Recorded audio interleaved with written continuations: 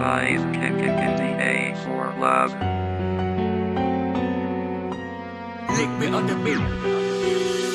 Anh không phải là người đó, một người mà em sẽ chọn yêu.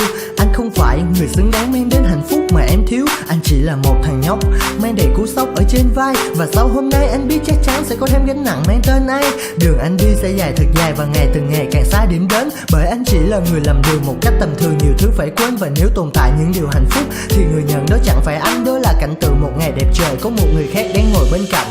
Em đã từng sống một cuộc sống không như tình yêu này. Và anh không phải người đó, một người mà em luôn yêu và hiểu. Phải, anh sẽ không phải mặc vest nếu em khoe chiếc áo cô dâu. Anh mãi không phải người đó, vì lối sống anh mãi cô đơn. Hơn một tình yêu anh luôn mang nặng trong tâm trí. Không phải anh nói lời tiễn biệt mà chỉ theo dõi em xa đi.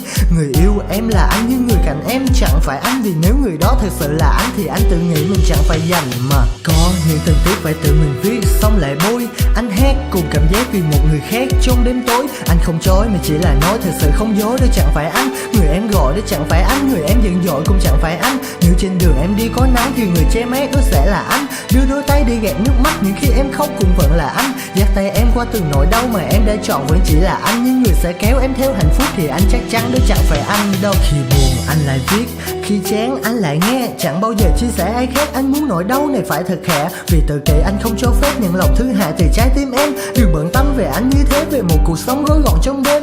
Nhiều lần anh nhớ lắm, anh nhớ cảm giác của ngày xưa mà thôi chỉ là giấc nghĩ chứ không bao giờ trở lại như vậy nữa. Anh biết mà, cái sai của anh là chẳng làm sai. Nên nếu em cần một người như thế thì anh xin lỗi sẽ không làm lại. Điều thất bại nhất trong cuộc tình này là khoảng cách ta ở rất xa. Xa về cả địa lý và cả lối sống, hình như là tất cả. Anh thả những lời nói theo cơn gió sẽ đến bên em. Mặc dù vẫn biết sẽ có ai đó giả vờ phớt lờ và hát không xem. Vậy là thêm một vị đắng bên làn khói trắng lắng màn sương. Nhưng lại vui trong nước mắt vì đến cuối cùng anh đúng làn đường rồi. Sự mệt mỏi từ anh đổi lại hạnh phúc. Em từng nhớ còn hơn em cười trong sự giả tạo. Và anh tự biến mình thành thằng khờ.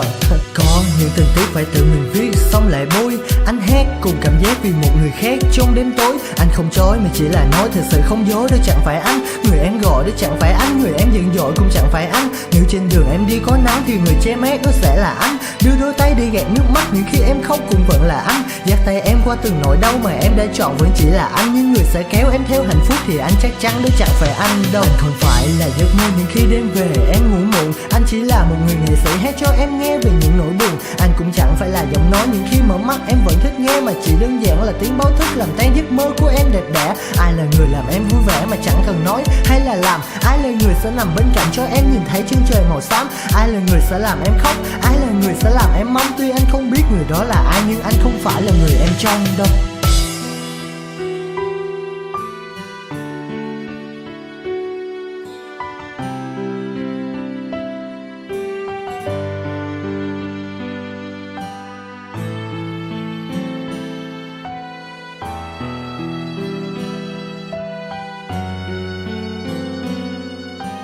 Click me on the beat.